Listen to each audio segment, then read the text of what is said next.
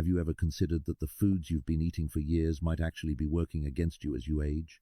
What if simple changes to your diet could help your body heal itself naturally? Could ancient Buddhist wisdom hold the key to vitality and wellness after 40? Let's embark on a transformative journey together, one that combines timeless wisdom with practical nutrition guidance to help you feel your absolute best. Turning 40 isn't just another birthday, it's a pivotal moment when our bodies begin to communicate differently with us. The metabolism that once forgave our dietary indiscretions starts to slow down. The resilience we took for granted begins to shift. But here's the empowering truth. This isn't a decline, it's an invitation to tune into your body's needs with greater awareness and compassion. Buddhist teachings have long emphasized the profound connection between what we consume and our overall well-being. These ancient principles aren't about restriction or punishment, they're about liberation. Liberation from foods that drain our energy, cloud our minds, and prevent our bodies from accessing their innate healing capabilities. This wisdom teaches us that true nourishment goes beyond calories and nutrients. It's about honoring our bodies as sacred vessels. Today, we're exploring 9 specific foods that may be silently undermining your health after 40. Each food we discuss represents an opportunity, a chance to make a conscious choice that supports your body's natural healing processes. Think of this as a compassionate guide, not a rigid rulebook. We're not here to create fear around food, but rather to illuminate the path toward choices that serve your highest good. What makes this approach different is its foundation in Buddhist wisdom, which teaches us about mindfulness, balance, and listening to our bodies with deep attention. When we combine this ancient understanding with modern nutritional science, we discover powerful insights about how to eat in ways that promote longevity, vitality, and inner peace. As we examine each of these 9 foods, remain open and curious. These guidelines aren't arbitrary, they're rooted in both timeless wisdom and contemporary research about how our bodies change as we mature. You'll discover why certain foods that seemed harmless in your younger years may now be creating inflammation, disrupting your sleep, affecting your energy levels, or interfering with your body's remarkable ability to heal and regenerate. This video is packed with actionable information that can genuinely transform how you feel each day. Every food we discuss is an important piece of the wellness puzzle. When you understand the complete picture, you'll be empowered to make choices that align with your goals for health and happiness. We encourage you to watch until the very end. Each segment builds upon the last, creating a comprehensive understanding of how to nourish yourself after 40. If you find this information valuable and enlightening, please show your support by clicking the like button and subscribing to our Wisdom Diaries channel. Your subscription helps us continue creating content that bridges ancient wisdom with modern wellness, and it connects you with a community of like-minded individuals who are committed to living their healthiest, most vibrant lives. By liking and subscribing, you ensure you won't miss future videos filled with practical wisdom for thriving at every age. You'll join thousands of others who are discovering that aging can be a journey of increasing vitality rather than decline. Are you ready to discover which 9 foods might be holding you back from optimal health? Are you prepared to learn how Buddhist wisdom can guide you toward dietary choices that allow your body to heal itself naturally? This journey promises to be enlightening, practical, and filled with insights you can implement immediately. Each food we reveal is a stepping stone toward a healthier, more energized version of yourself. Let's begin this transformative exploration together. Food number 1. Refined sugar, artificial sweeteners. Let's begin with perhaps the most pervasive challenge in modern diets: refined sugar and artificial sweeteners. In Buddhist texts, there are references to substances that provide temporary pleasure but lead to long-term suffering. While ancient teachers didn't have access to the processed sugars we consume today, their warnings about attachment to fleeting sensory pleasures ring remarkably true when we examine our relationship with sweet foods. Sugar has been called many things in recent years: white poison, the new tobacco, legal addiction. These labels might sound dramatic, but when we look at what refined sugar does to our bodies, especially after 40, the concern becomes clear. This isn't about creating fear. It's about bringing awareness to a substance that has quietly woven itself into nearly every corner of our food supply. After 40, our bodies process sugar very differently than they did in our younger years. Our insulin sensitivity naturally decreases, meaning our cells don't respond as efficiently to the insulin our pancreas produces. When we consume refined sugar, our blood glucose spikes rapidly, forcing our pancreas to work harder. Over time, this can lead to insulin resistance, weight gain around the midsection, increased inflammation, and a significantly higher risk of type 2 diabetes. But the impact goes far deeper than blood sugar levels. Refined sugar accelerates a process called glycation, where sugar molecules attach to proteins in our bodies, forming harmful compounds called advanced glycation, end products aptly abbreviated as AGEs. These AGEs damage collagen and elastin, the proteins that keep our skin firm and elastic. Essentially, sugar speeds up the visible aging process, creating wrinkles, sagging skin, and a loss of that youthful glow we all hope to maintain. The inflammation connection cannot be overstated. Chronic inflammation is now recognized as the root cause of most age-related disease, heart disease, arthritis, Alzheimer's, cancer, and more. Refined sugar is one of the most potent inflammatory triggers in our diet. Each time we consume it, we're essentially pouring gasoline on the inflammatory fire burning within our cells. Buddhist wisdom teaches us about the nature of craving and attachment. Sugar creates a powerful neurological response in our brains, triggering dopamine release similar to addictive substances. This creates what we might call the dopamine trap. We crave sugar not because our bodies need it, but because our brains have been conditioned to seek that pleasurable chemical reward. This cycle of craving and temporary satisfaction, followed by more craving, is exactly the kind of suffering the Buddha spoke about. Mindful consumption asks us to pause before we eat and consider, am I truly hungry? What is my body actually asking for? Am I seeking comfort, distraction, or genuine nourishment? When we bring this level of awareness to our relationship with sugar, we often discover that our cravings are emotional rather than physical. Artificial sweeteners might seem like a clever solution, all the sweetness, without the calories or blood sugar spike. Unfortunately, research increasingly shows these synthetic compounds come with their own set of problems. They can disrupt our gut microbiome, the delicate ecosystem of bacteria that influences everything from digestion to mood to immune function. Some studies suggest artificial sweeteners may actually increase cravings for sweet foods, and can even affect insulin response despite containing no actual sugar. From a Buddhist perspective, artificial sweeteners represent an attempt to trick our senses to experience pleasure without consequence. But our bodies are far wiser than we give them credit for. When we consume something intensely sweet but calorie-free, our bodies prepare for energy that never arrives, potentially disrupting metabolic processes and leaving us feeling unsatisfied and seeking more food. So, what are the alternatives? Nature provides us with genuinely nourishing options that align with Buddhist principles of eating mindfully and in harmony with the natural world. Fresh fruits offer sweetness along with fiber, vitamins, minerals, and antioxidants. Dates, when used in moderation, can satisfy sweet cravings while providing nutrients. Raw honey, used sparingly, contains beneficial enzymes and compounds. Monk fruit and stevia, when minimally processed, offer sweetness from plant sources without the metabolic disruption of refined sugar or artificial chemicals. The key is moderation and mindfulness. Even natural sweeteners should be treats rather than daily staples. Our taste buds adapt remarkably quickly when we reduce overall sweetness in our diets. Foods that once tasted bland begin to reveal subtle, satisfying flavors we never noticed before. An apple that might have seemed unremarkable compared to a candy bar becomes deeply sweet and satisfying when our palate isn't constantly overwhelmed by processed sugars. Practical elimination strategies begin with awareness. Start reading label. Sugar hides under dozens of different names: high fructose corn syrup, dextrose, maltose, cane juice, agave nectar, and many more. You'll be shocked to discover sugar lurking in supposedly healthy foods like yogurt, granola, pasta sauce, salad dressing, and bread. Begin by eliminating the obvious sources: sodas, candy, pastries, cookies, and sweetened coffee drinks.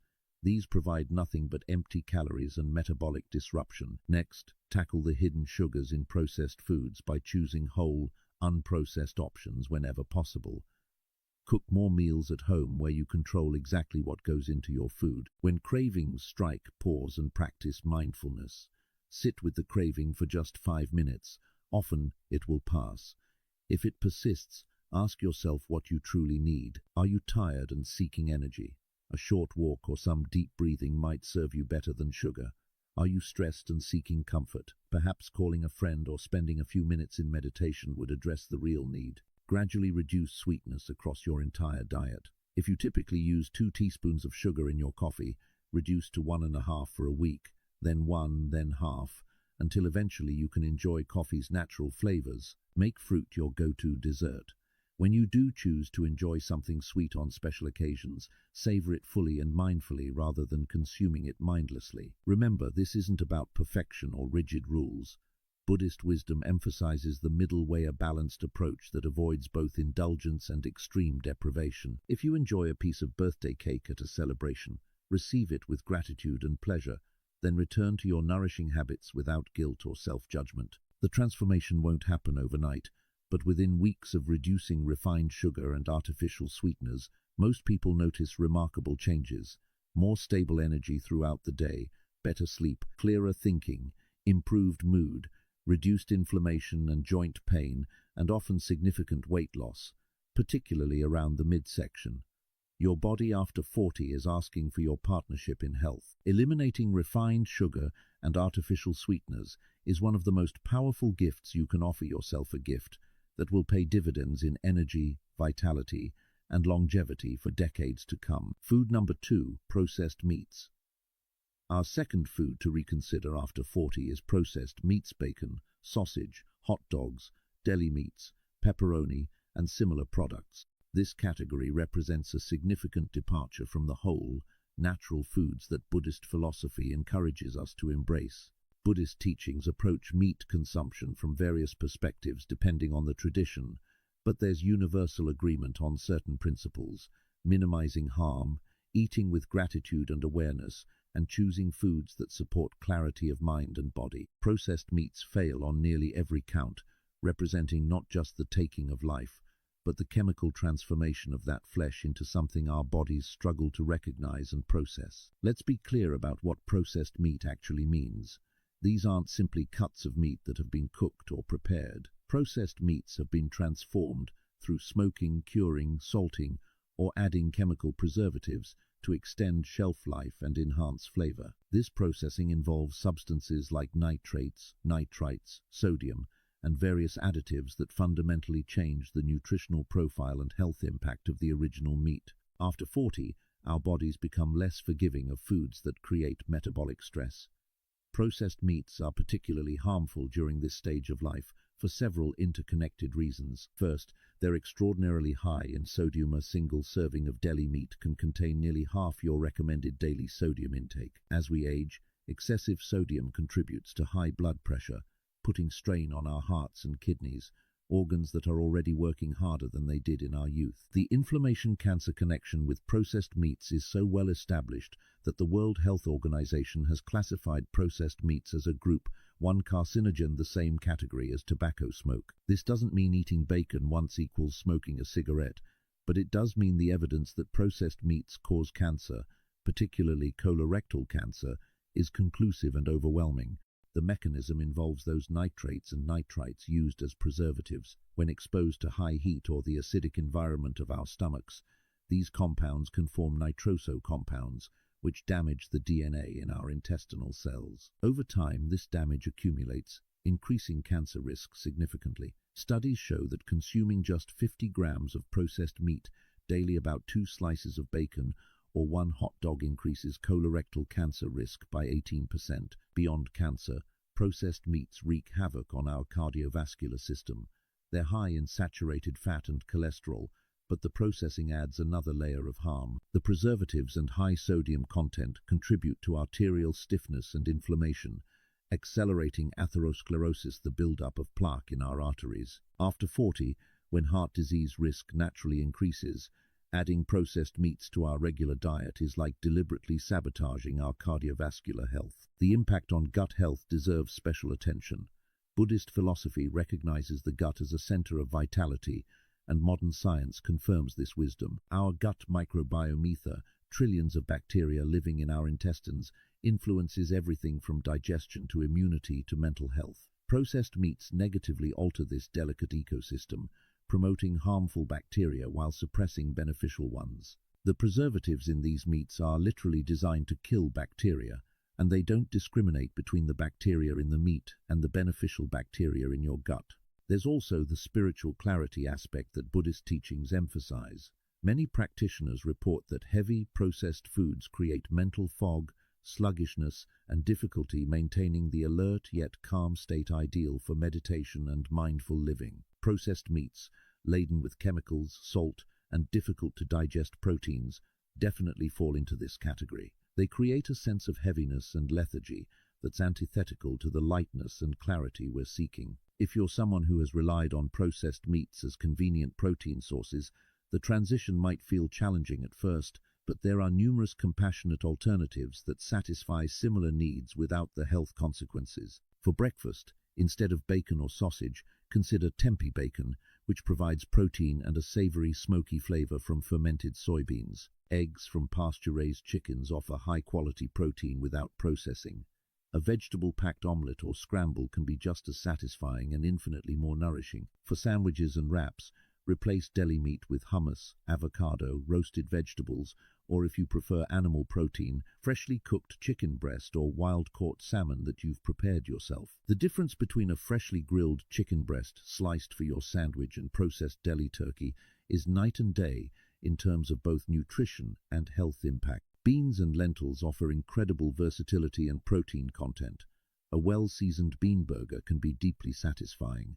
Lentil-based meatballs provide texture and substance. These plant-based proteins come with fiber, vitamins, minerals, and anti-inflammatory compounds rather than preservatives and carcinogens. For those who enjoy meat and aren't ready to eliminate it entirely, the key is choosing fresh, minimally processed options and consuming them in moderation. A small portion of grass-fed beef, wild-caught fish, or organic poultry a few times per week is vastly different from daily consumption of processed meats. Quality matters enormously. Meat from animals raised humanely on their natural diets contains a better balance of fats and fewer inflammatory compounds. Transition tips for meat lovers begin with gradual reduction rather than abrupt elimination, which often leads to feelings of deprivation and eventual relapse.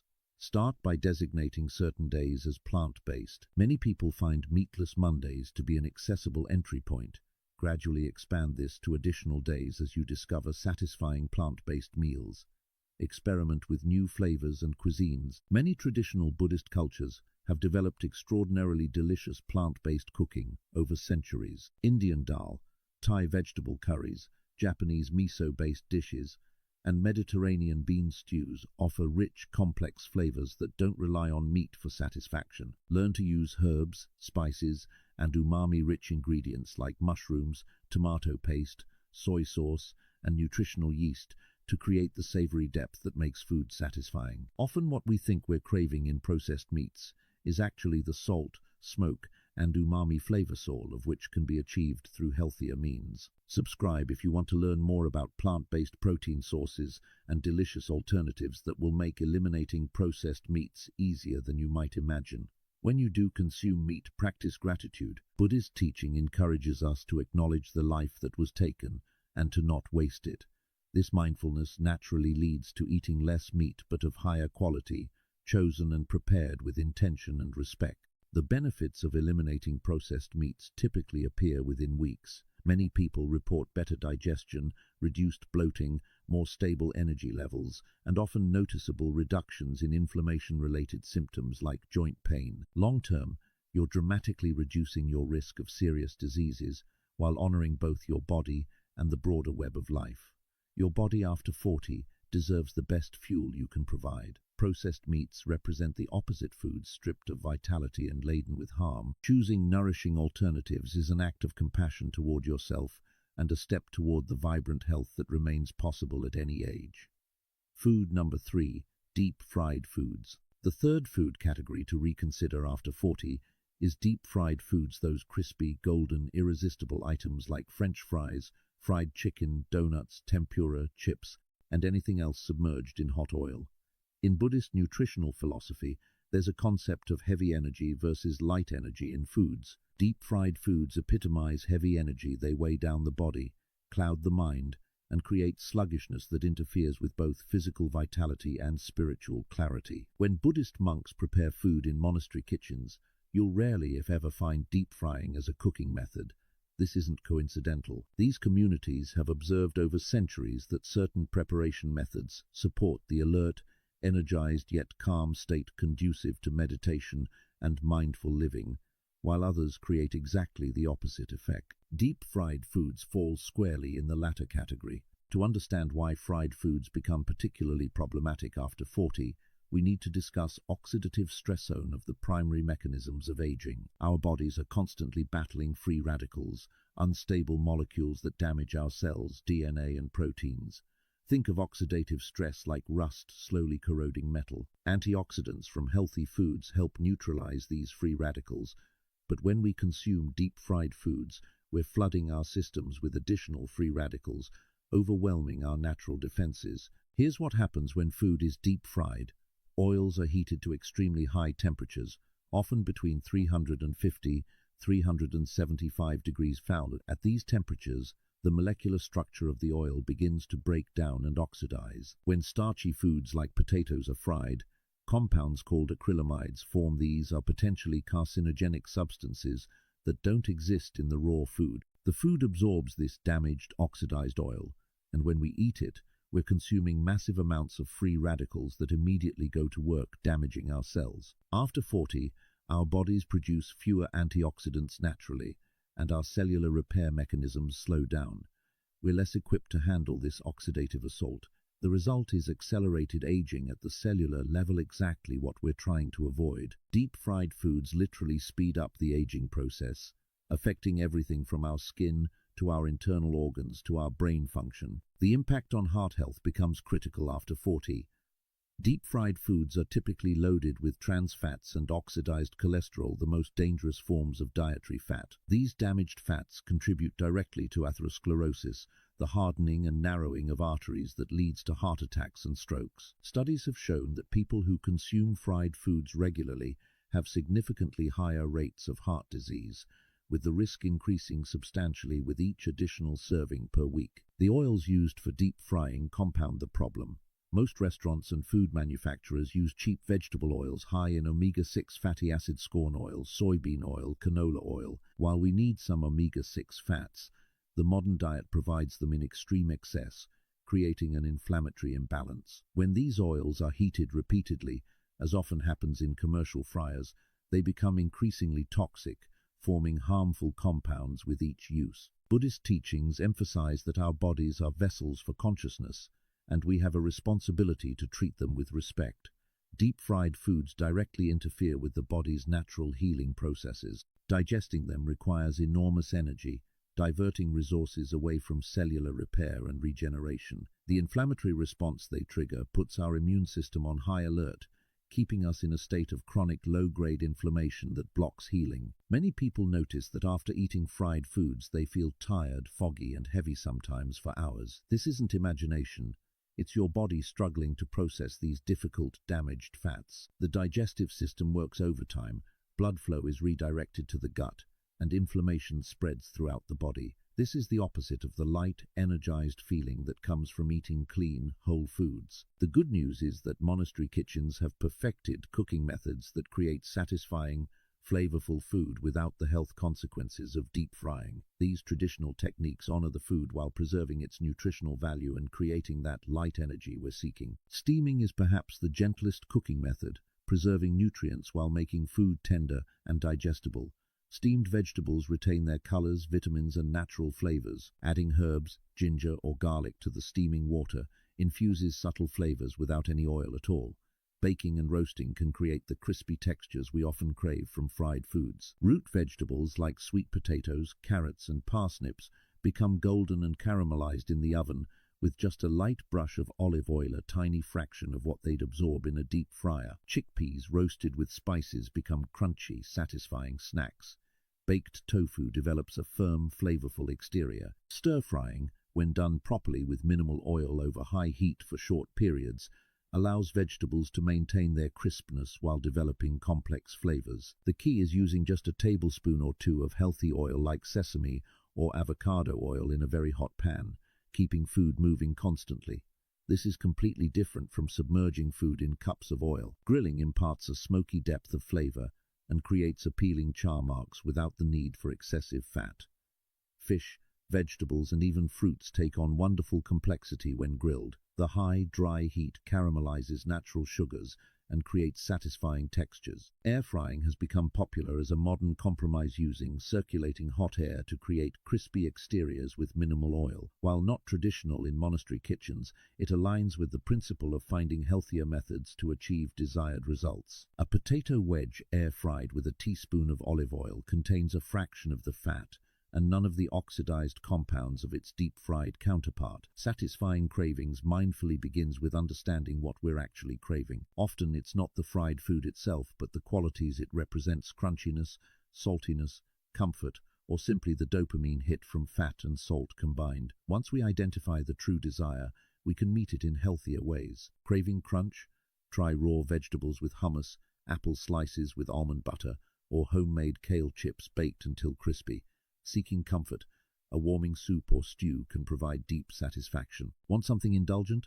A small square of dark chocolate or a handful of roasted nuts offers richness without the inflammatory oils.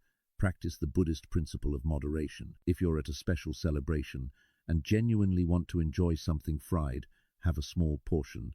Eat it slowly and mindfully, savoring every bite. Then return to your nourishing habits without guilt. This balanced approach prevents the feeling of deprivation that often leads to binging. Notice how your body feels after eating fried foods versus baked or steamed alternatives. This awareness becomes your best teacher. Most people discover that the temporary pleasure of fried food isn't worth the hours of heaviness, bloating, and fatigue that follow. Preparing food at home gives you complete control. When you roast your own vegetables or bake your own sweet potato fries, you know exactly what oil is used, in what quantity, and at what temperature. This mindful preparation is itself a form of meditation, a way of showing care for yourself and anyone you're feeding. The transformation in how you feel after eliminating or drastically reducing deep-fried foods can be remarkable. Within days, many people notice improved digestion, more stable energy, clearer skin, and reduced inflammation. The chronic sluggishness lifts, replaced by a vitality that makes you wonder why you ever thought those fried foods were worth it. Your body after 40 is asking you to lighten its load. Deep-fried foods are among the heaviest burdens you can place on your system. By choosing cooking methods that preserve the integrity of your food and support your body's healing processes, you're not sacrificing flavor or satisfaction. You're discovering a whole new relationship with food, one built on nourishment rather than temporary pleasure followed by lasting consequences. Food number 4. Dairy products. Conventional. Our fourth food category to reconsider after 40 is conventional. Dairy products: milk, cheese, yogurt, ice cream, and butter from commercial dairy operations. This might be surprising, as many of us grew up being told that dairy is essential for strong bones and good health. The dairy debate in Eastern philosophy offers a different perspective worth considering. Traditional Buddhist communities have varying relationships with dairy. Some include it minimally, while others avoid it entirely, but there's a common thread.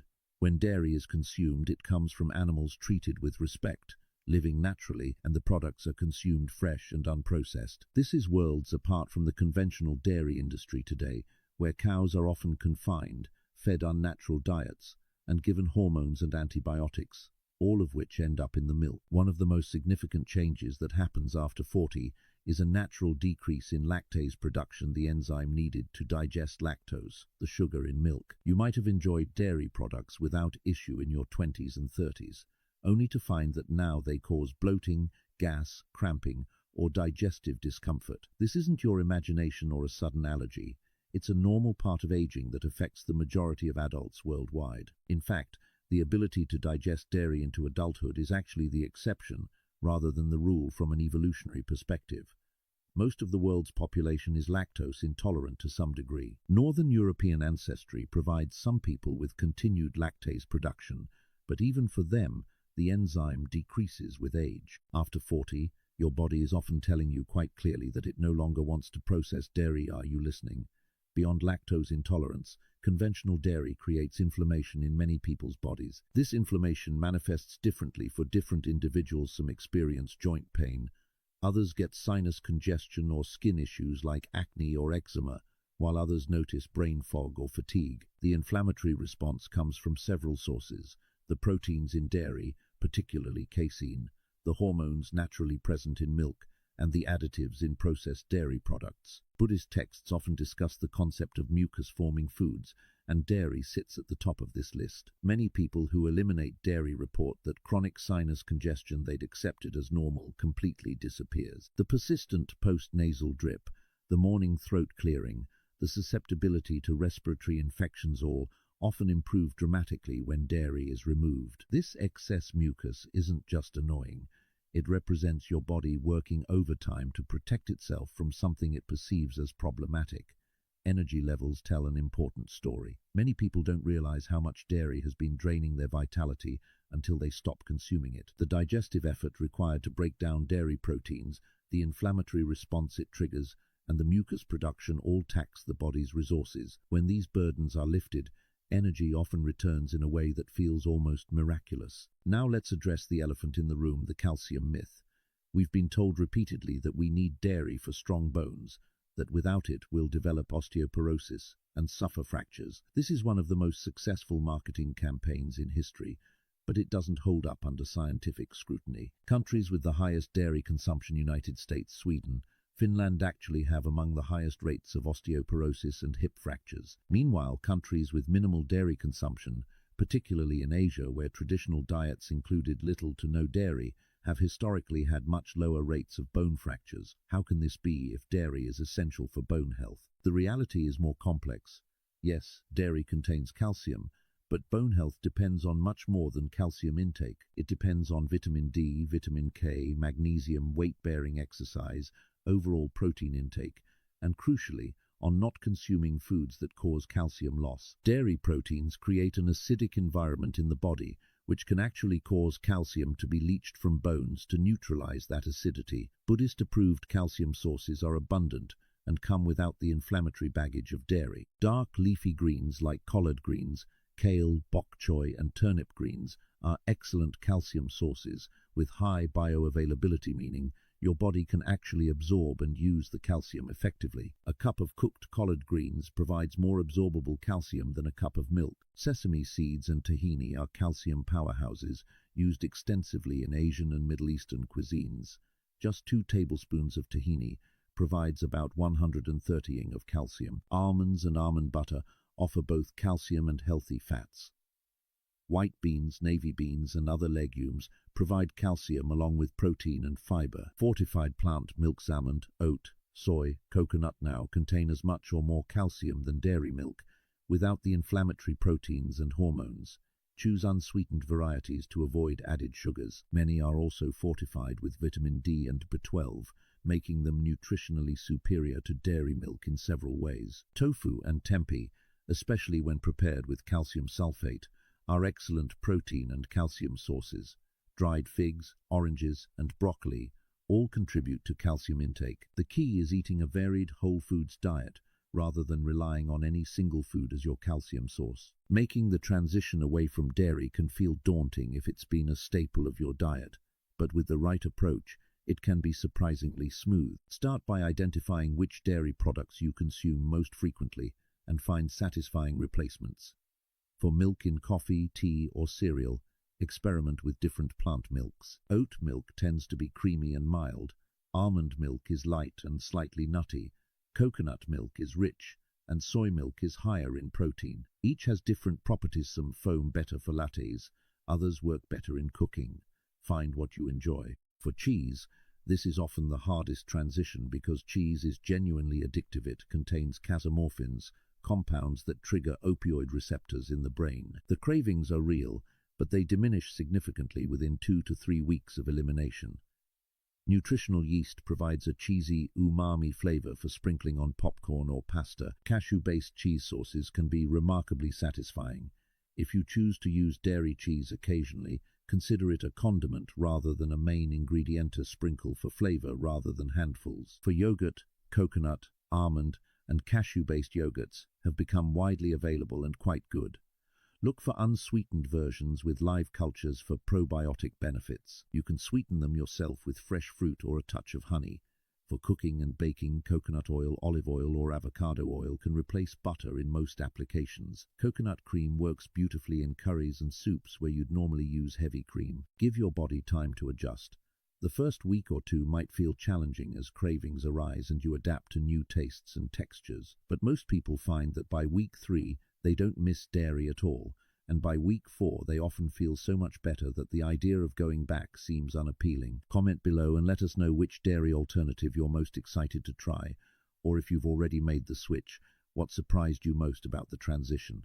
Pay attention to how you feel. Keep a simple journal noting energy levels, digestion, skin clarity, and any aches or congestion. Many people are amazed to discover that symptoms they'd accepted as normal, the afternoon energy crash, the stuffy nose, the achy joints, were connected to dairy consumption all along. The beauty of this experiment is that it's completely reversible. If after 30 days without dairy you don't notice any improvement, you can always add it back, but give your body a genuine trial period long enough for inflammation to settle and for you to experience the difference. Your body, after 40, is becoming more selective about what it can handle gracefully. Conventional dairy, with its inflammatory proteins, lactose, hormones, and additives, often tops the list of foods that no longer serve you. By exploring the abundant alternatives and listening to your body's response, you're honoring both ancient wisdom and modern understanding of how to nourish yourself optimally at this stage of life. Food number 5, white flour, refined grains. The fifth food to reconsider after 40 is white flour and refined grains: white bread, white rice, pasta, pastries, crackers, and cereals made from processed grains. To understand why this matters so much, we need to look at what's happened to grains over the past century and how dramatically different modern refined grains are from the ancient grains that sustained humanity for thousands of years. Ancient grains, the wheat, barley, millet, and rice consumed in traditional Buddhist communities, were whole, intact seeds containing 3 essential parts: the bran, outer fiber-rich layer; the germ, nutrient-dense core; and the endosperm, starchy middle. When ground into flour using stone mills, these grains retained all their components, providing sustained energy, fiber, vitamins, minerals, and beneficial plant compounds. Modern wheat has been hybridized extensively to increase yield and create the light, fluffy textures consumers expect. Then, in the refining process, the bran and germ are stripped away, leaving only the starchy endosperm, essentially pure carbohydrate, with virtually all nutrition removed. This white flour is then often enriched with synthetic vitamins, but this doesn't come close to replacing what was lost. It's like taking a complete, living food and turning it into something closer to edible cardboard. The impact on your body, especially after 40, is dramatic. When you eat refined grains, they're digested rapidly, almost as quickly as pure sugar. Your blood glucose spikes sharply, prompting a surge of insulin. This gives you a quick energy boost, but it's inevitably followed by a crash, that familiar mid-afternoon slump, the brain fog, the sudden urgent hunger just a couple hours after eating. This blood sugar roller coaster becomes increasingly problematic after 40. For the same reason refined sugar does, your insulin sensitivity naturally decreases. Your pancreas must work harder to manage each glucose spike. Over time, this leads to insulin resistance, weight gain particularly around the midsection, increased inflammation, and a significantly elevated risk of type 2 diabetes. The refined grains you thought were harmless are actually driving metabolic dysfunction, but the impact extends far beyond blood sugar. Buddhist teaching has long recognized the gut-brain connection, understanding that what we eat directly affects our mental state and spiritual clarity. Modern science has caught up, discovering that our gut contains more neurotransmitters than our brain and communicates constantly with our nervous system through what's called the gut-brain axis. Refined grains damage this delicate system. They feed harmful bacteria while starving the beneficial bacteria that depend on fiber to thrive. This microbial imbalance affects everything from mood and anxiety to cognitive function and immune response. Many Buddhist practitioners report that refined grains create mental fog, difficulty concentrating during meditation, and a general sense of sluggishness that interferes with mindful living. The way refined grains steal your vitality is insidious because it happens gradually. You don't necessarily feel terrible immediately after eating white bread. The effects are cumulative, but day after day of blood sugar spikes and crashes, chronic inflammation, poor gut health, and nutrient deficiency takes its toll. You might accept feeling tired, unfocused, and less vibrant as normal aging, never realizing that your diet is the primary culprit. Refined grains also interfere with nutrient absorption. The dramatic blood sugar spikes cause insulin to shuttle sugar into cells for storage, but this same process can inhibit the absorption of vital nutrients. Additionally, without the fiber that slows digestion, food moves through your system too quickly for optimal nutrient extraction. You might be eating enough calories while remaining genuinely malnourished at the cellular level. The solution isn't to eliminate all grains. Humans have thrived on whole grains for millennia. It's to return to the ancient forms, choosing whole grains that provide sustained energy, abundant fiber, vitamins, minerals, and beneficial compounds that support rather than undermine your health. Brown rice, unlike white rice, retains its bran and germ, providing fiber, B vitamins, magnesium, and antioxidants. It has a nutty flavor and chewier texture that many people come to prefer over the bland softness of white rice. The key is cooking it properly. A rice cooker or the absorption method ensures perfect results. Quinoa, while technically a seed rather than a grain, serves the same purpose and offers complete protein with all essential amino acids. It cooks quickly, has a pleasant texture, and works in both sweet and savory dishes. It's been cultivated in South America for thousands of years and provides exceptional nutrition. Oats, particularly steel-cut or rolled oats rather than instant, offer soluble fiber that helps regulate blood sugar and cholesterol. A bowl of properly prepared oatmeal with nuts, seeds, and berries provides hours of steady energy without any crash. Barley, millet, farro, and bulgur are ancient grains that appear in traditional cuisines worldwide. Each has unique flavors and textures worth exploring. They're hearty, satisfying, and provide the nutritional completeness that refined grains utterly lack. Buckwheat, despite its name, isn't wheat at all but a nutritious seed that works beautifully in pancakes, noodles, soba, and porridge. It's naturally gluten-free and rich in antioxidants. For bread, seek out true whole grain varieties where you can see grains and seeds throughout. The ingredient list should start with whole wheat flour or whole grain, not wheat flour or enriched flour.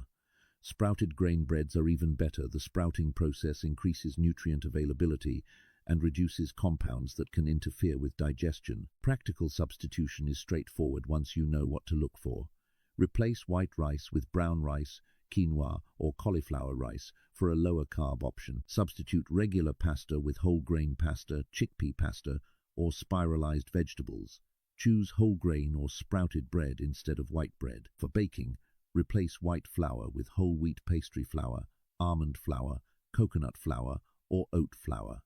These alternatives provide better nutrition and more interesting flavors. Yes, the texture will be slightly different, denser, heartier, but this is actually how baked goods are supposed to be, and you'll quickly develop a preference for these more substantial versions. When eating out, ask for brown rice instead of white, choose whole grain bread for sandwiches, or simply opt for dishes that emphasize vegetables and proteins rather than refined grains. Most restaurants are accommodating when you make simple requests. The transition might take a couple of weeks as your palate adjusts. Whole grains have more flavor, nuttier, earthier, more complex, but that flavor can seem unusual if you're accustomed to the bland neutrality of refined grains.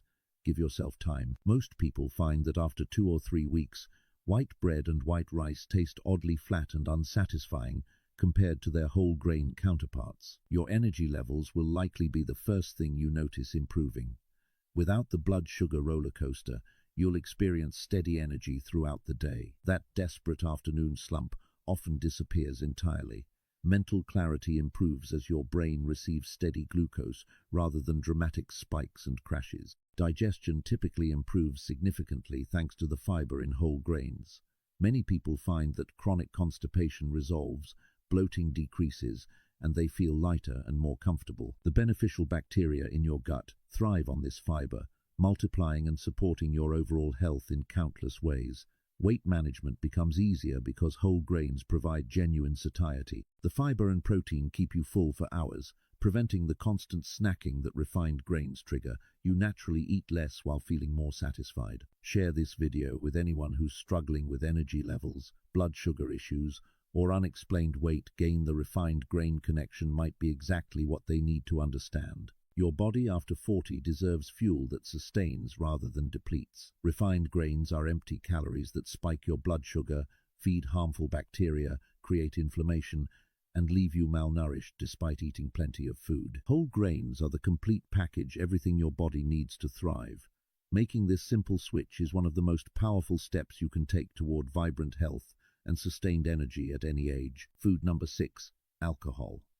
Our sixth food, or more accurately, beverage to reconsider after 40, is alcohol. This topic deserves special attention because alcohol occupies such a significant place in many cultures, yet its impact on health, especially as we age, cannot be ignored. Buddhist wisdom offers profound insight here through the fifth precept, which explicitly addresses abstaining from intoxicants that cloud the mind and lead to heedlessness. The fifth precept isn't arbitrary moralism, it's rooted in the understanding that anything which dulls awareness interferes with our ability to live mindfully, make wise choices, and maintain the clarity needed for both spiritual practice and everyday well-being.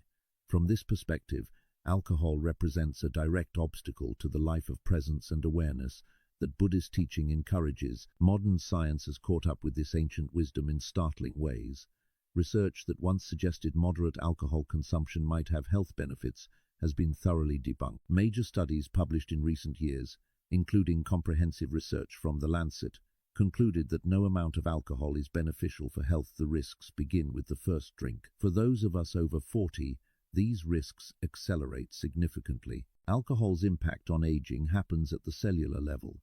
Every time you consume alcohol, your body must process it as a toxin, because that's exactly what it is. Your liver works overtime to break down ethanol into acetaldehyde, a toxic compound that damages DNA, proteins, and lipids throughout your body. This process generates massive amounts of free radicals, those same damaging molecules we discussed with fried foods, accelerating cellular aging and increasing cancer risk. After 40, your body's ability to process alcohol diminishes. Your liver doesn't work as efficiently, you have less body water to dilute alcohol, and your brain becomes more sensitive to its effects. The same amount of alcohol that you handled easily at 25 might leave you feeling awful at 45. This isn't weakness, it's your body's wisdom telling you it no longer tolerates this toxin. Let's talk specifically about liver health, because this organ is your body's primary detoxification center, working constantly to filter your blood, process medications, produce bile for digestion, store vitamins and minerals, and regulate hormones. Buddhist texts often refer to the liver as a vital energy center, and they're absolutely right. When your liver is overwhelmed processing alcohol, all its other crucial functions suffer. After 40, your liver is already working harder because you're exposed to more environmental toxins, you're likely taking medications that need processing, and natural aging means cellular repair happens more slowly. Adding alcohol to this burden is like asking an already overworked employee to take on extra shifts. Eventually, something breaks down. Fatty liver disease, once rare except in heavy drinkers, is now epidemic, partly because even moderate drinking combined with other factors overwhelms liver capacity. The impact on sleep is particularly relevant after 40 because quality sleep becomes more challenging naturally as we age. Many people use alcohol to help them fall asleep, and while it does act as a sedative, it catastrophically disrupts sleep quality. Alcohol prevents you from reaching deep sleep and REM sleep, the restorative stages where your body repairs cells, consolidates memories, and regulates hormones. You might fall asleep quickly after drinking, but you'll likely wake in the middle of the night as your body processes the alcohol, and you'll miss the crucial deep sleep cycles. The next day, even if you got 8 hours in bed, you'll feel unrested. Chronic poor sleep accelerates aging, impairs cognitive function, weakens immunity, and increases risk of every major disease. Using alcohol as a sleep aid is counterproductive in the most literal sense. Hormones become increasingly important to monitor after 40, as natural changes in estrogen, testosterone, progesterone, and other hormones affect everything from weight and mood to energy and disease risk. Alcohol disrupts hormone balance dramatically. It increases estrogen levels in both men and women, which can lead to weight gain, increased cancer risk, and various metabolic issues. It suppresses testosterone, affecting muscle mass, energy, and vitality. It interferes with thyroid function, impacting metabolism. Mental clarity, that state of alertness and presence that Buddhist practice cultivates, is directly compromised by alcohol, not just while intoxicated, but for days afterward. Research shows that even moderate drinking causes measurable cognitive impairment, that persists well beyond the immediate effects. Memory, decision-making, and emotional regulation all suffer. For anyone serious about meditation, mindfulness, or simply operating at their best, alcohol is a significant obstacle. The social challenge is real and deserves honest acknowledgement. Alcohol is deeply embedded in social rituals across many culture celebrations, dinners with friends, business events, relaxation after work. Choosing not to drink can feel isolating or invite unwanted questions and pressure.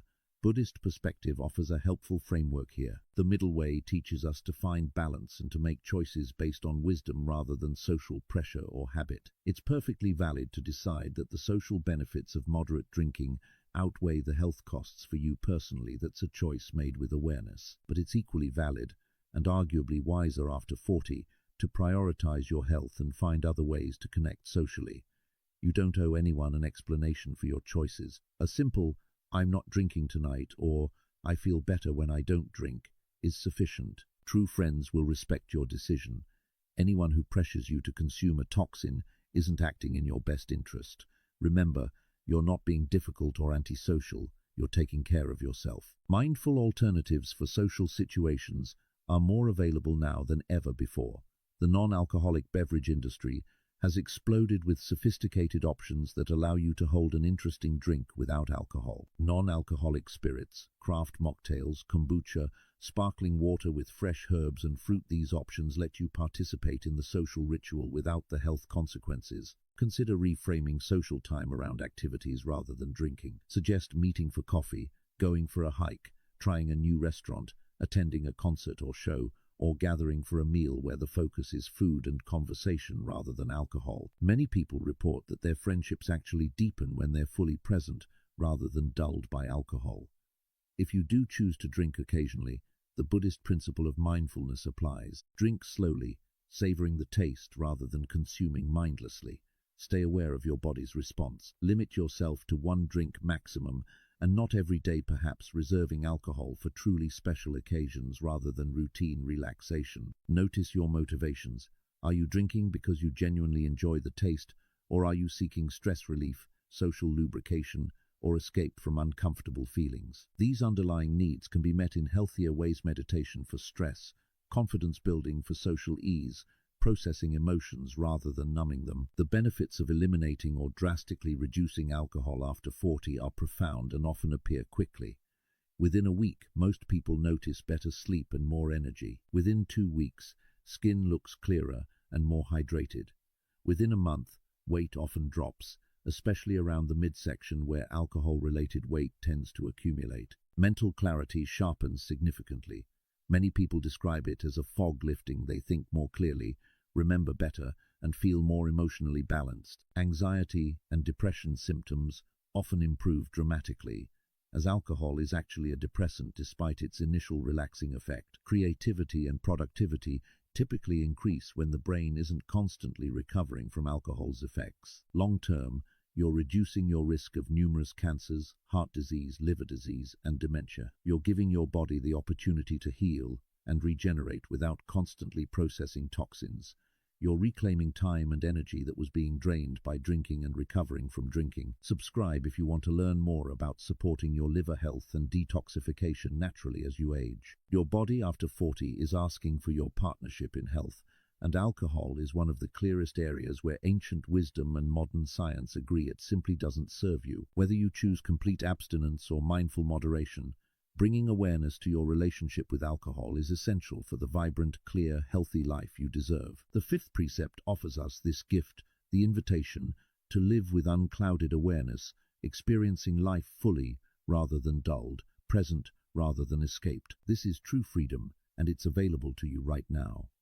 Food number 7, excessive salt, sodium. The seventh food element to reconsider after 40 is excessive salt and sodium. Buddhist teachings include a fascinating concept called the taste of suffering, which refers to how certain flavors, when consumed in excess, can create long-term harm despite providing immediate satisfaction. Salt is perhaps the perfect example of this principle. It makes food taste instantly better, yet excessive consumption creates genuine suffering through its impact on our health. Salt itself isn't inherently bad. In fact, sodium is an essential mineral our bodies need for nerve function, muscle contraction, and fluid balance. The problem is that modern diets contain astronomical amounts. Most people consume 2 to 3 times the recommended daily limit of 200-300 milligrams, with many exceeding 50 milligrams daily. This excess creates serious health consequences that become increasingly dangerous after 40. Blood pressure is the most immediate concern.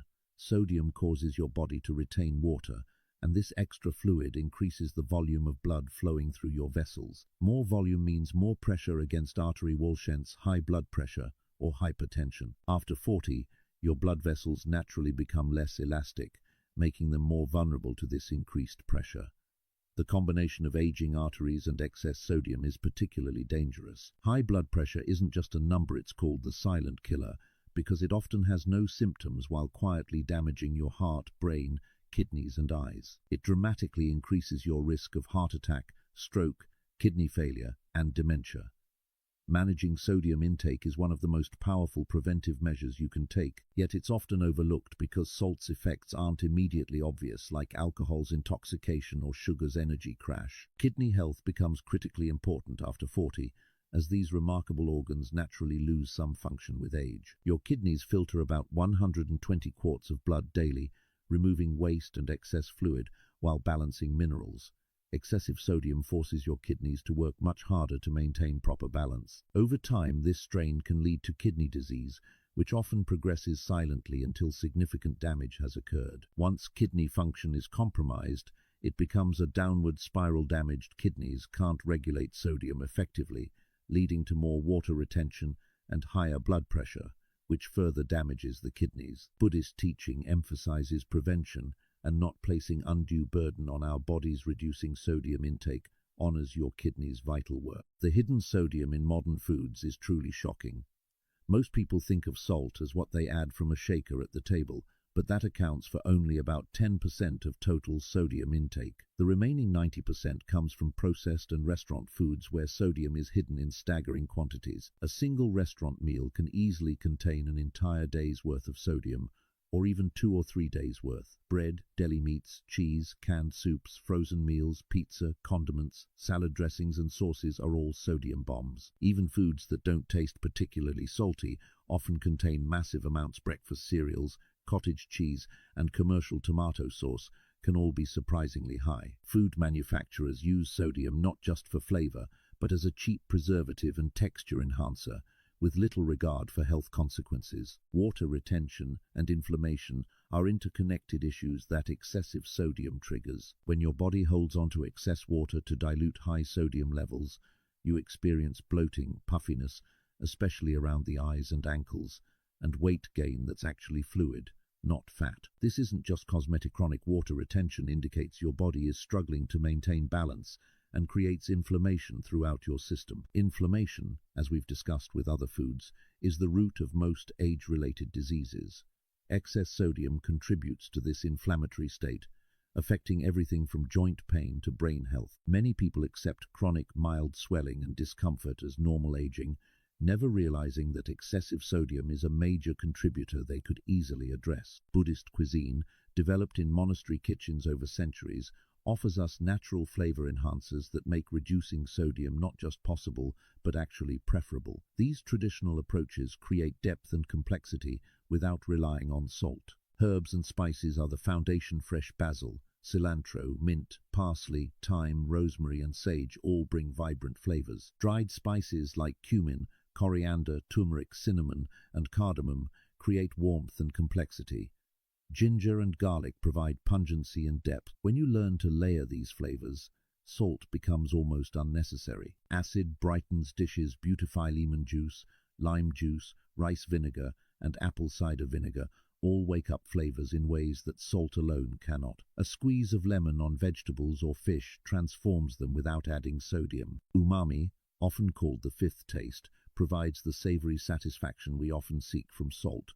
Mushrooms, especially dried shiitake, are umami powerhouses. Tomatoes, particularly when cooked or in paste form, offer deep umami flavor.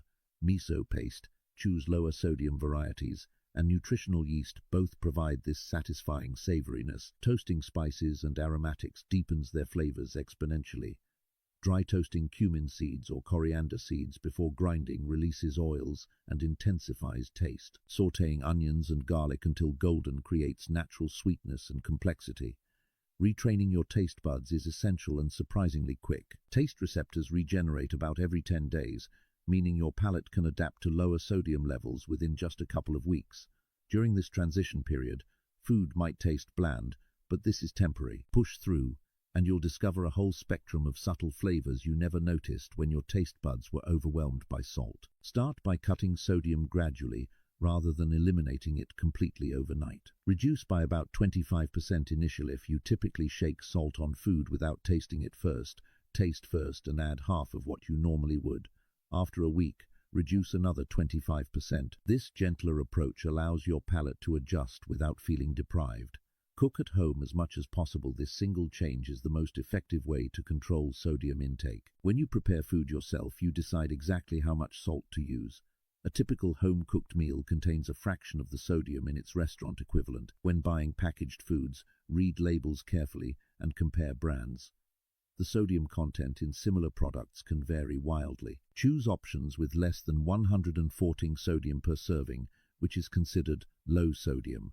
Better yet, choose whole foods that have no label at all. Fresh vegetables, fruits, whole grains, legumes, and unprocessed proteins. Rinse canned foods like beans and vegetables before using them. This simple step removes about 40% of the sodium. Better still, cook dried beans yourself and freeze portions for convenience without the sodium load. Be especially cautious with condiments and sauces, which can contain shocking amounts of sodium in seemingly small servings. 1 tablespoon of soy sauce can contain 901 0 of sodium, nearly half the daily recommended limit. Look for reduced sodium versions or use alternatives like coconut aminos, which provide similar flavor with much less sodium. Restaurant meals require strategy. Ask for dressings and sauces on the side so you control the amount.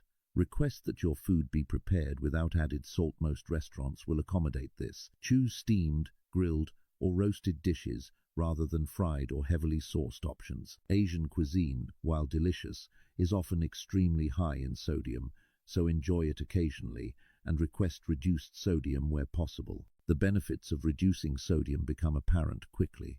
Within days, many people notice reduced bloating and puffiness. Rings fit better, shoes are less tight, and faces look less puffy.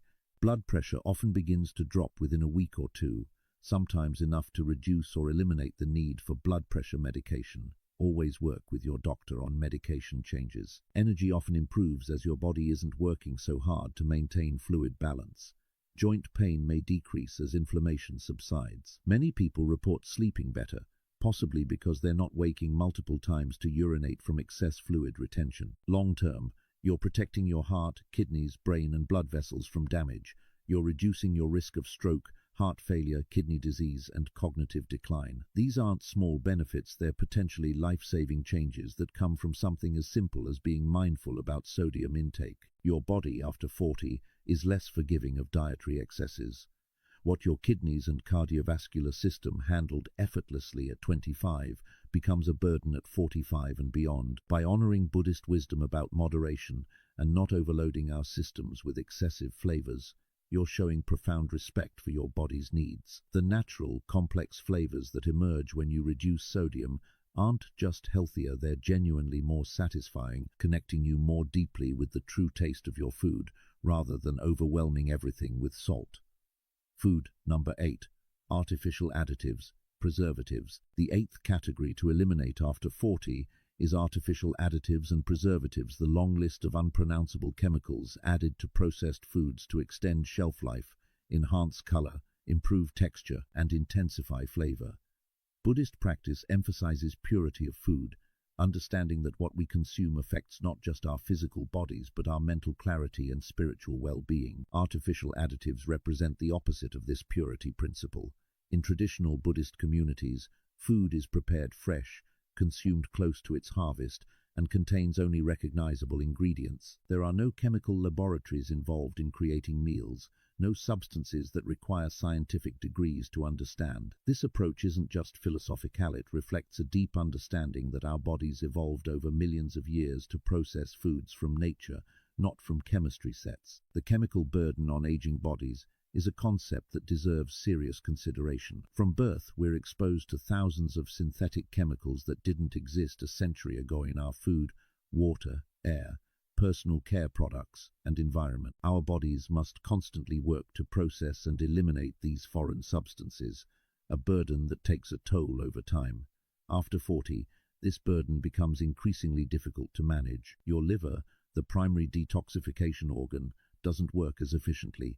Your kidneys filter more slowly, cellular repair mechanisms slow down, meaning damage from toxic exposure accumulates rather than being quickly repaired. The immune system becomes less robust, making you more vulnerable to the inflammatory effects of chemical additives. All of this means that substances you might have tolerated without obvious problems in your 20s and 30s can now trigger noticeable symptoms and contribute to disease processes. The detoxification system after 40 needs support, not additional challenges. Every artificial additive your body must process diverts resources away from other crucial tasks: fighting infections, repairing damaged cells, producing hormones, and maintaining energy. It's like asking someone to do their regular job while constantly interrupting them with additional tasks. Efficiency and effectiveness suffer dramatically. Common artificial additives have been linked to numerous health concerns. Artificial colors, particularly in processed foods and candies, have been associated with hyperactivity in children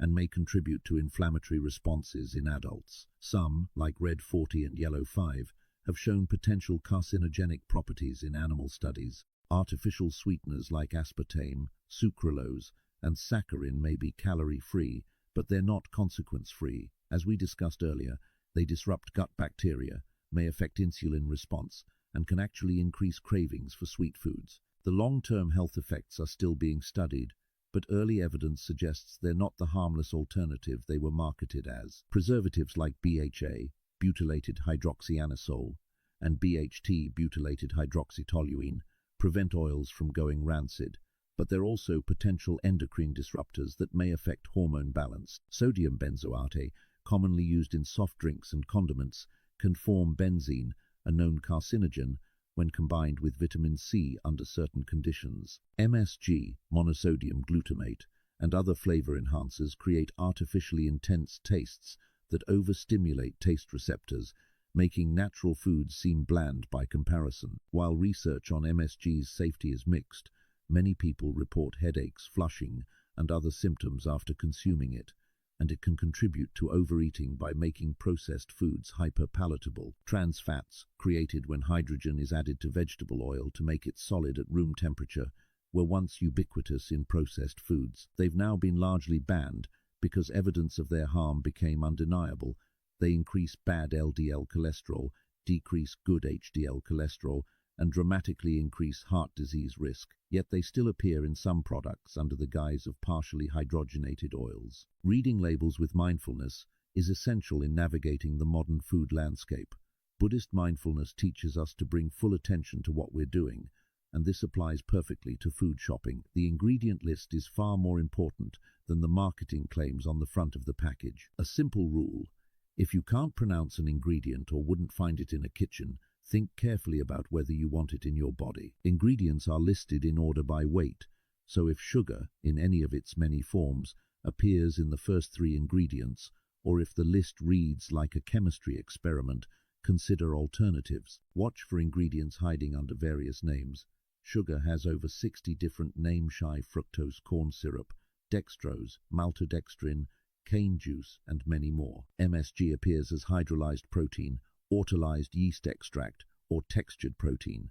Manufacturers know consumers avoid certain ingredients, so they use alternative names that sound less concerning. Be skeptical of health claims. Natural, made with real fruit, whole grain, and similar phrases are often marketing tactics on products that are anything but healthy. A cereal can claim made with whole grain while containing mostly refined flour and substantial sugar. Natural flavors can actually be highly processed chemicals derived from natural sources. Clean eating principles aligned with Buddhist philosophy are remarkably simple. Eat foods that come from the earth, not from factories. Choose ingredients your grandmother would recognize. If it grew in the ground, on a tree, or came from an animal raised naturally, it's real food. If it requires a factory and chemical processing to create, it's a food-like product, not actual food. Prioritize whole, unprocessed foods, vegetables, fruits, whole grains, legumes, nuts, seeds. And if you eat animal products, those from animals raised as close to their natural state as possible. These foods provide everything your body needs without the chemical burden. When you do choose packaged foods, select those with short ingredient lists containing only real foods. A good rule is fewer than 5 ingredients, all of which you recognize. Bread should contain flour, water, yeast, and perhaps salt, not 20 ingredients, including dough conditioners and preservatives. Building a pure pantry is a gradual process that transforms not just your health but your entire relationship with food. Start by doing a pantry audit. Read every label and remove products with long lists of additives, artificial colors, flavors, or preservatives. This might leave you with very little at first, and that's okay. It creates space for better choices. Stock your pantry with whole food staples: brown rice, quinoa, oats, dried beans and lentils, raw nuts and seeds, olive oil, coconut oil, herbs and spices, canned tomatoes. Check for BPA-free cans and minimal ingredients, nut butters with just nuts and perhaps salt, and natural sweeteners like raw honey or maple syrup used sparingly. For the refrigerator, emphasize fresh vegetables and fruits, preferably organic when budget allows, especially for the dirty dozen produce highest in pesticide residues. Choose organic or pasture-raised eggs, wild-caught fish, and grass-fed meat if you eat animal products. Learn to make simple versions of commonly purchased processed foods. Salad dressing is just oil, acid vinegar or lemon, and seasonings mixed in a jar. It's fresher and healthier than bottled versions with their long lists of additives. Hummus takes 5 minutes to make in a food processor. Granola bars can be homemade with oats, nuts, dried fruit, and honey. Batch cooking becomes your friend. Prepare large quantities of staples like beans, grains, and roasted vegetables on weekends, then use them throughout the week. This makes eating clean as convenient as reaching for processed foods, removing the temptation when you're tired or busy. The transition period might feel inconvenient as you learn new shopping and cooking habits, but most people find that within a month this way of eating becomes second nature and actually feels easier than managing the health consequences of processed foods. The benefits of eliminating artificial additives often surprise people with their scope and speed. Many report that chronic headaches disappear, digestive issues resolve, skin clears dramatically, and mysterious aches and pains diminish. Energy becomes more stable throughout the day without the crashes that processed foods trigger. Mental clarity often improves significantly. That foggy feeling, difficulty concentrating, and memory issues that seemed like inevitable aging may actually have been the cumulative effect of chemical additives affecting brain function. Children aren't the only ones affected by artificial colors and additives. Adults experience impacts too. We've just learned to accept them as normal. Taste perception transforms remarkably.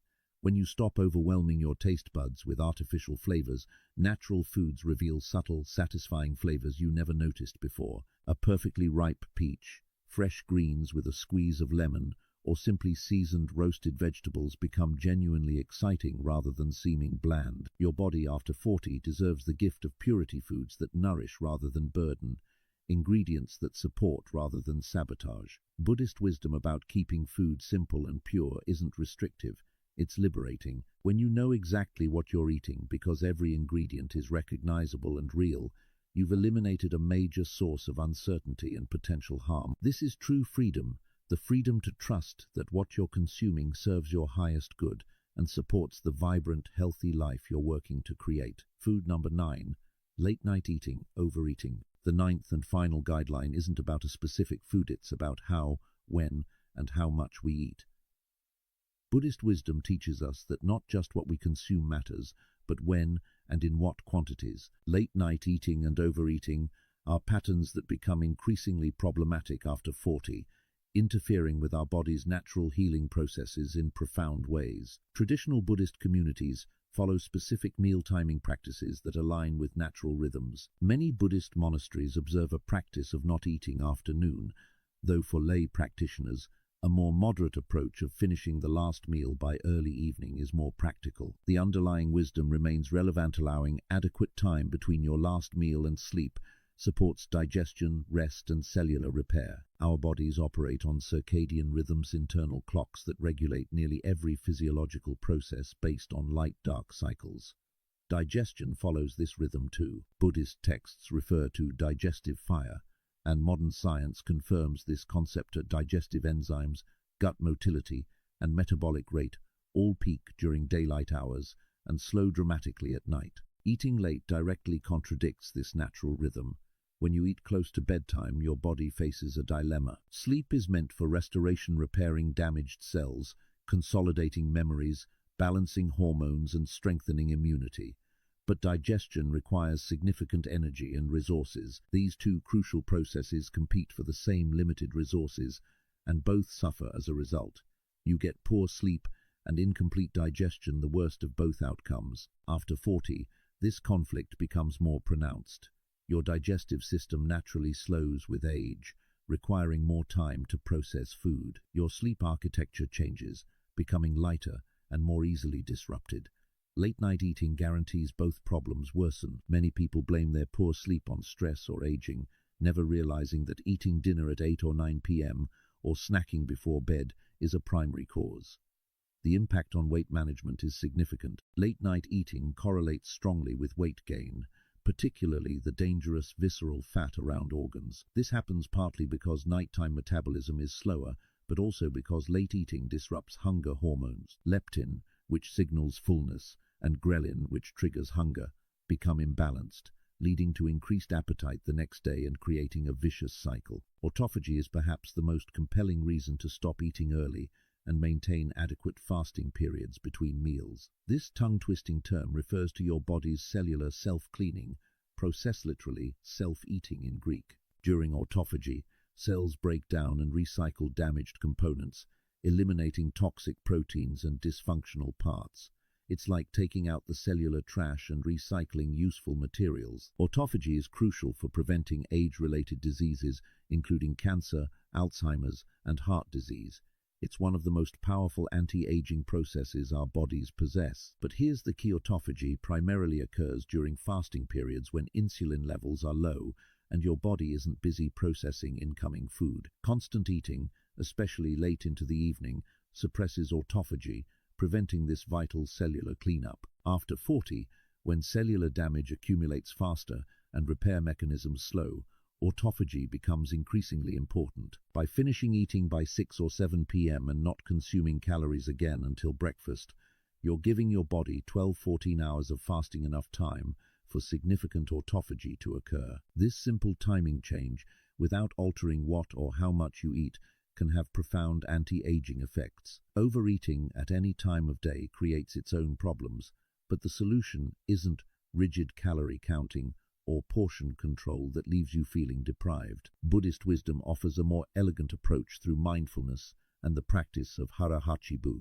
Hara hachibu is a Confucian teaching adopted by Buddhist practice, particularly strong in Okinawa, Japanoni of the world's blue zones, where people routinely live past 100 in good health. The phrase means, eat until you're 80% full.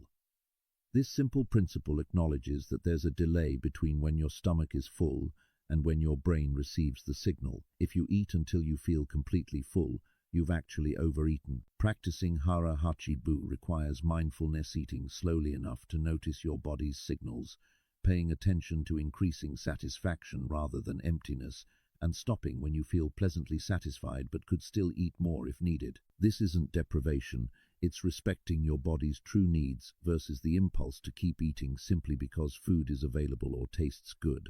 The benefits are remarkable. Studies of Okinawan populations following hara hachibu show they consume about 20% fewer calories than typical Western diets, while reporting high satisfaction. They have dramatically lower rates of obesity, diabetes, heart disease, and cancer. They maintain healthy weights effortlessly without dieting. This is the power of mindful portion control. Mindful eating practices support hara hachibu beautifully. Before eating, take a moment of gratitude. Acknowledge the food, the people who grew and prepared it, and your body's ability to receive nourishment. This brief pause creates awareness rather than mindless consumption. Eat slowly, chewing thoroughly. Put your utensil down between bites.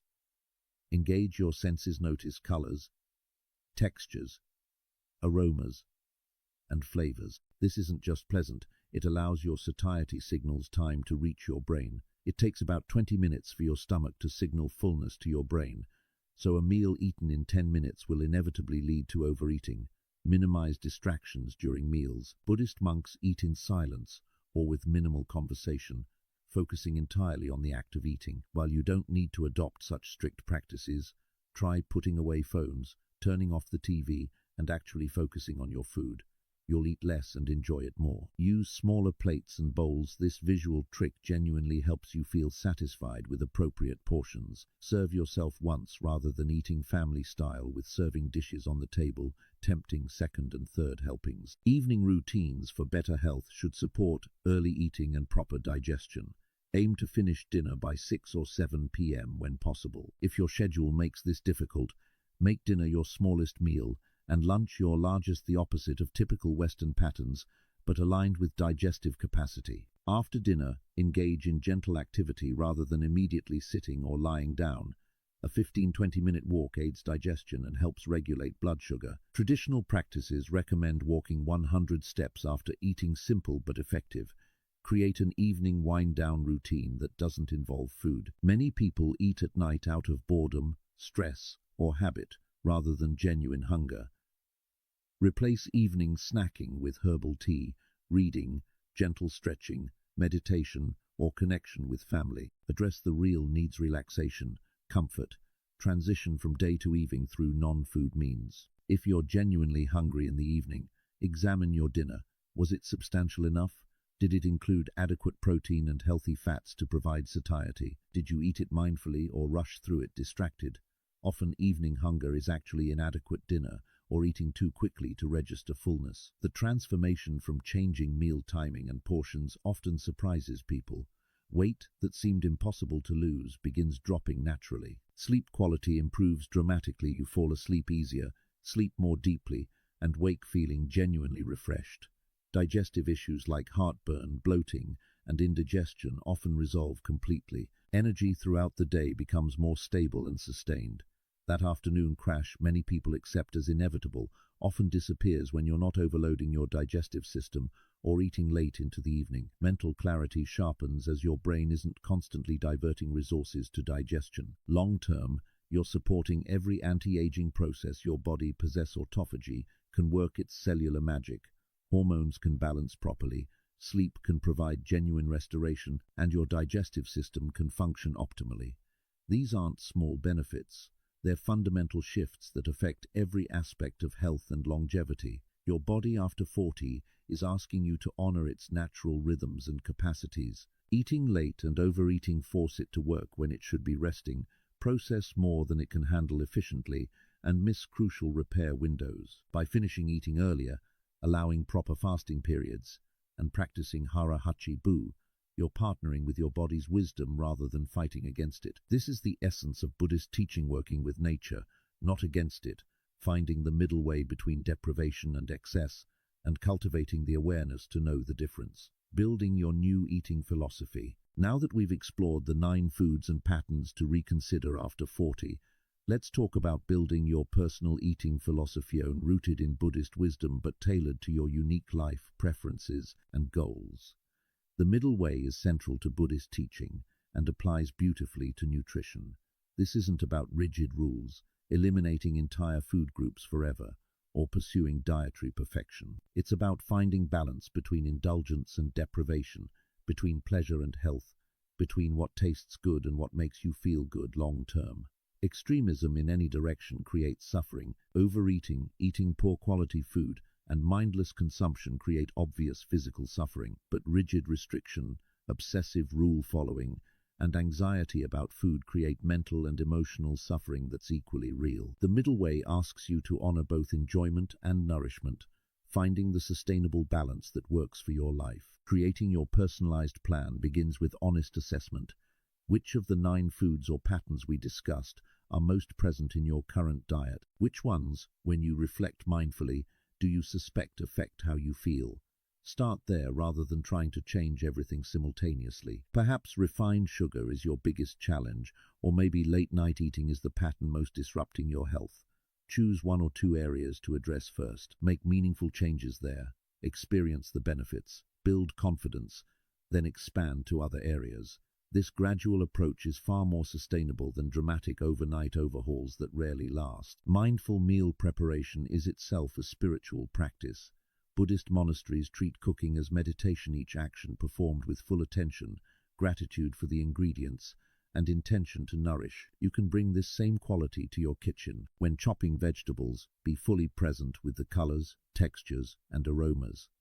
When stirring a pot, notice the steam, the changing consistency, the developing flavors. This transforms cooking from a chore into a grounding, centering practice. Food prepared with this quality of attention somehow tastes better and nourishes more deeply. The connection between meditation and eating runs deep. Regular meditation practice enhances your ability to eat mindfully, notice your body's signals, and make choices from awareness rather than impulse. Even 5 minutes of meditation before meal, simply sitting quietly, observing your breath, creates the mindful state that supports healthy eating. Community and support matter enormously. Share what you're learning with family and friends. Cook together, try new recipes, explore farmers markets as social activities. When the people around you understand and support your choices, everything becomes easier. You might inspire others to make similar changes, creating a positive ripple effect. Share this video with friends or family members who might benefit from this information. Sometimes the best gift you can give someone is knowledge that could transform their health. Dealing with cravings and setbacks requires compassion toward yourself. You'll have moments of eating foods you've chosen to avoid or falling back into old patterns. This is completely normal and doesn't represent failure. Buddhist practice emphasizes returning again and again to intention without harsh self-judgment. When setbacks happen, observe them with curiosity rather than criticism. What triggered the choice? What were you actually seeking? Comfort, energy, distraction? What can you learn? Then simply begin again with your next meal. Every meal is a new opportunity, and perfection isn't the goal. Consistent progress and growing awareness are what matter. We've journeyed through 9 foods and patterns to reconsider after 40, each one representing an opportunity to support your body's natural healing capacity. Let's recap these powerful changes: eliminating refined sugar and artificial sweeteners that accelerate aging, removing processed meats that promote inflammation and disease, avoiding deep-fried foods that create oxidative stress, reconsidering conventional dairy that many bodies no longer tolerate well, replacing refined grains with whole, nourishing alternatives, eliminating or drastically reducing alcohol that burdens every system, reducing excessive sodium that strains your heart and kidneys, removing artificial additives that create a toxic burden, and honoring proper meal timing and portions that allow your body to heal and regenerate. These aren't just dietary changes, they're invitations to a deeper relationship with your body, your health, and your life.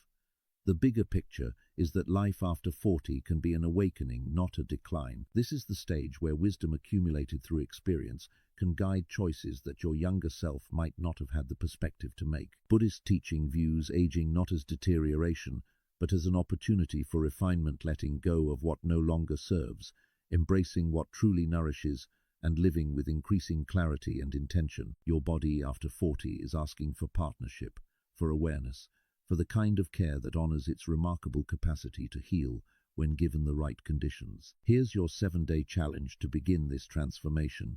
Choose 1 or 2 of the 9 guidelines we've discussed, the ones that resonated most strongly or that you suspect affect you most. For the next 7 days, commit fully to eliminating or changing those patterns.